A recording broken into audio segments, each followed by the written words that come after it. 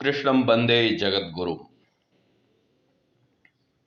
आइए गीता स्वाध्याय शुरू करते हैं। श्लोक 41 से 55 तक।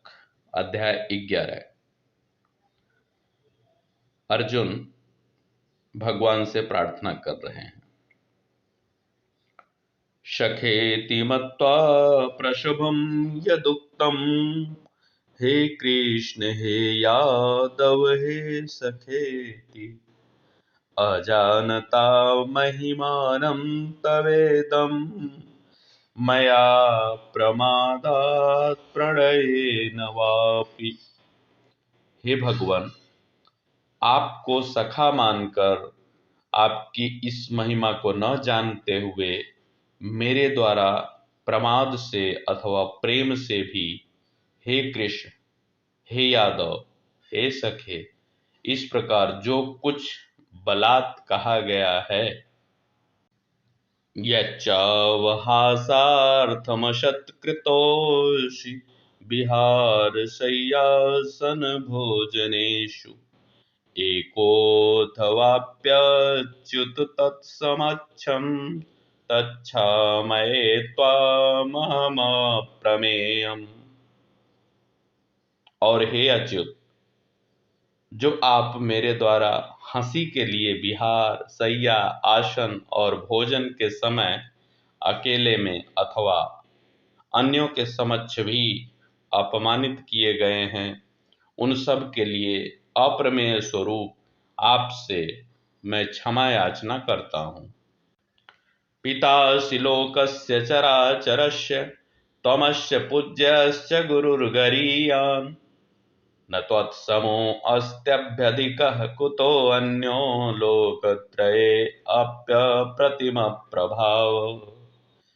आप इस चराचर जगत के पिता, पूजनीय और सर्वश्रेष्ठ गुरु हैं। हे अप्रतिम प्रभाव वाले भगवान, तीनों लोकों में आपके समान भी कोई नहीं है, तो फिर आपसे अधिक श्रेष्ठ कैसे होगा। तस्मात् प्रणम्य प्रणिधाय कायं प्रसादये त्वामहमीश मीड्यम्, पितेव पुत्रस्य सखेव सख्यो, प्रियः प्रियायार्हसि देव सोढुम्। इसलिए हे भगवान, मैं शरीर के द्वारा साष्टांग प्रणिपात करके स्तुति के योग्य आप ईश्वर को प्रसन्न होने के लिए प्रार्थना करता हूँ। हे देव, जैसे पिता पुत्र के, मित्र अपने मित्र के और प्रिय अपनी प्रिया के अपराध को क्षमा करता है, वैसे ही आप भी मेरे अपराधों को क्षमा कीजिए। अदृष्टपूर्वं हृषितोऽस्मि दृष्ट्वा, भयेन च प्रव्यथितं मनो मे, तदेव मे दर्शय देवरूपं, प्रसीद देवेश जगन्निवास। मैं आपके इस अदृष्ट पूर्व रूप को देखकर हर्षित हो रहा हूँ और मेरा मन भय से अति व्याकुल भी हो रहा है। इसलिए हे देव, आप उस पूर्व काल को ही मुझे दिखाइए। हे देवेश, हे जगन निवास, आप प्रसन्न होइए। किरीटिनं गदिनं चक्रहस्त, गच्छामि त्वां द्रष्टुमहं तथैव, तेनैव रूपेण चतुर्भुजेन, सहस्रबाहो भव विश्वमूर्ते। मैं वैसे ही आपको मुकुट धारण किए हुए तथा गदा और चक्र हाथ में लिए हुए देखना चाहता हूँ। इसलिए हे विश्व स्वरूप, हे सहस्त्रबाहो, आप उसी चतुर्भुज रूप से प्रकट होइए। श्री भगवानुवाच।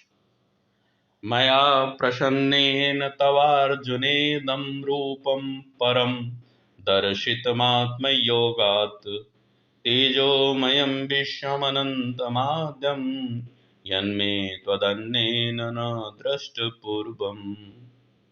श्री भगवान बोले, हे अर्जुन, अनुग्रह पूर्वक मैंने अपनी योग शक्ति के प्रभाव से यह मेरे परम तेजोमय, सबका आदि और सीमा रहित विराट रूप तुझको दिखाया है, जिसे तेरे अतिरिक्त दूसरे किसी ने पहले नहीं देखा था। न वेद यज्ञाध्ययनैर्न दानैर्न च क्रियाभिर्न तपोभिरुग्रैः एवं रूपः शक्य अहं निर्लोके द्रष्टुम त्वदन्येन कुरु प्रवीर।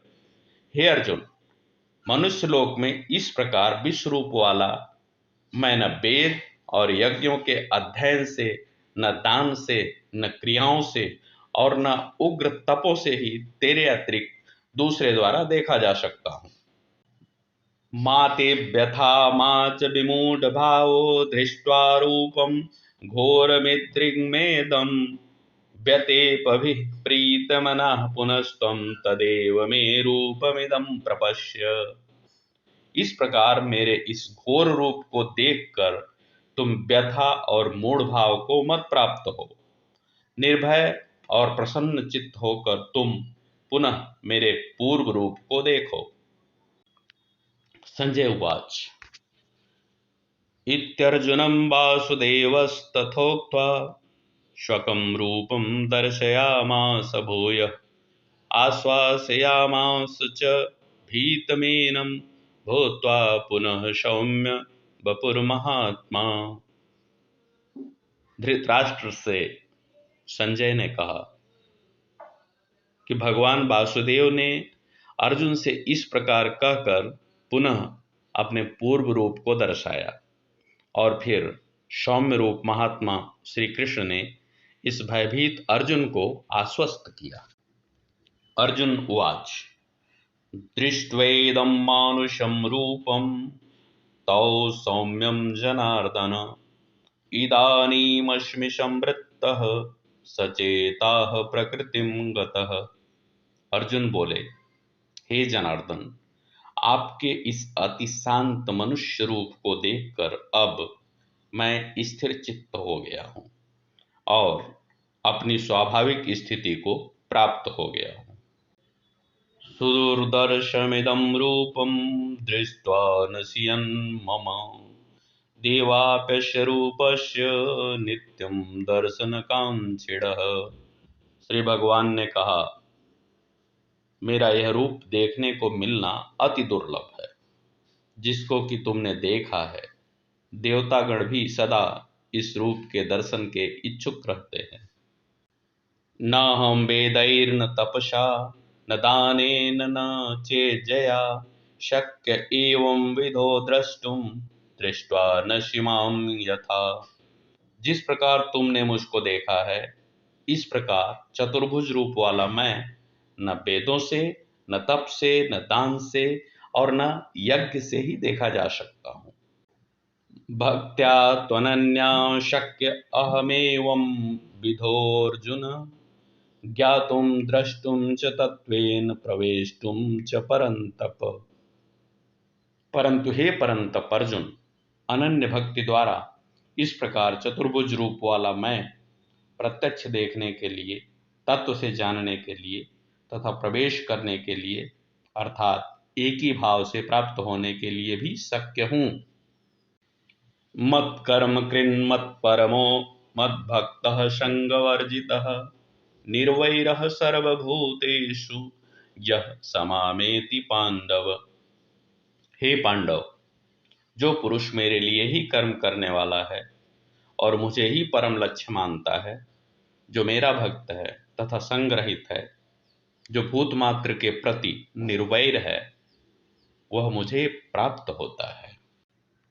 आज के गीता स्वाध्याय का सारांश यह है कि हम सबको श्री कृष्ण को ही परम लक्ष्य मान करके अपने नित्य कर्म में, अपने आजीविका में संलग्न रहना चाहिए। पूरे भक्ति भाव से, पूरे समर्पण भाव से कार्य करने चाहिए। और भगवान चूंकि स्वयं कह रहे हैं कि ऐसा करने वाला हमें प्राप्त होता है या मैं उसे प्राप्त होता हूं, तो हम सब वही मार्ग अपनाएं और भगवान को ही परम लक्ष्य माने और उन्हीं को प्राप्त होने का संपूर्ण कर्म करें। अस्तु, आज के लिए बस इतना ही। आज का दिन आप सबके लिए शुभकारी एवं मंगलकारी हो, ऐसी शुभकामना के साथ आपको बहुत बहुत प्रणाम और बहुत बहुत धन्यवाद।